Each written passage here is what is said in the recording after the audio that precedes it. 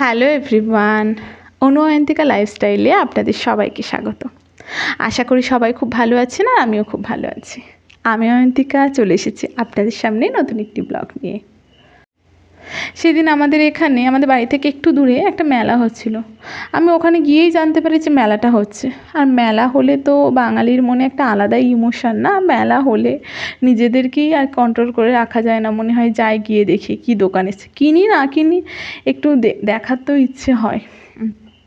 তো এটা ছিল একটা স্টিলের থালা বাসনের দোকান। এখানে প্রচুর জিনিস ছিল, হাঁড়ি থেকে শুরু করে থালা, এদিকটা ছিল জিলিপি, সিঙ্গারা, গজা, এগুলো বিক্রি হচ্ছিল। আর এখানে না অনেক জিনিস ছিল, গামডি, তারপর দস্তার জিনিসও অনেক ছিল, প্রচুর জিনিস ছিল। তো দেখছিলাম। আর মেলায় গিয়ে যে সমস্যাটা হয়েছে সেটা হচ্ছে, আমরা মেলায় গিয়ে একটু ঘুরতে না ঘুরতেই বৃষ্টি চলে এসছে। তো সেভাবে ঘুরে আর দেখতে পাচ্ছি না।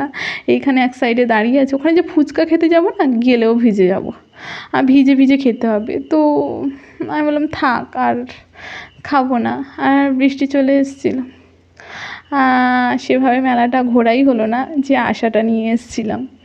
তো যাই হোক, এভাবেই দেখছিলাম। ওই দিকটা না একটা ব্যাগের দোকান ছিল, কিন্তু কি বলুন তো, ব্যাগের দোকানে যে যাবো, আর লোকজন ছিল তো, সরু রাস্তা, মানে ব্যাগের দোকানে গেলে একটু একটু ভিজে যাব। তো ভাবলাম যে থাক, আর যাব না। এই সাইডে একটা ঠাকুরের দোকান ছিল, তো সেখানে একটু দাঁড়িয়ে দেখছিলাম। আর কি সুন্দর অপূর্ব লাগছিল ঠাকুরগুলোতে, যে ফোনে যতটা না ভালো লাগছিল, তার থেকে অনেক বেশি ভালো লাগছিল যখন আমি সামনে থেকে দেখছিলাম। এত জিনিস ছিল, এত সুন্দর সুন্দর ঠাকুর ছিল, শিবলিঙ্গগুলো জাস্ট কিছু বলার নেই, কত সুন্দর, কত অপরূপ সুন্দর ছিল।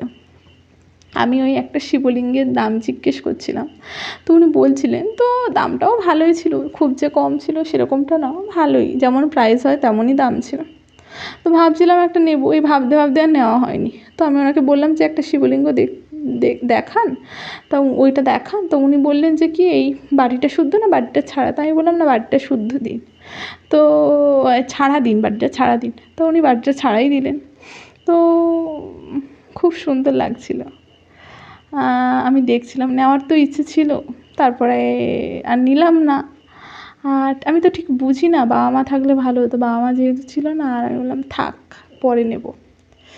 তো যাই হোক, এই ছোট্ট একটি ব্লগ আমার মেলায় যাওয়ার একটা ছোট্ট ব্লগ। ভিডিওটা যদি ভালো লেগে থাকে সবাই লাইক করবেন, সবাই পাশে থাকবেন, সাবস্ক্রাইব করে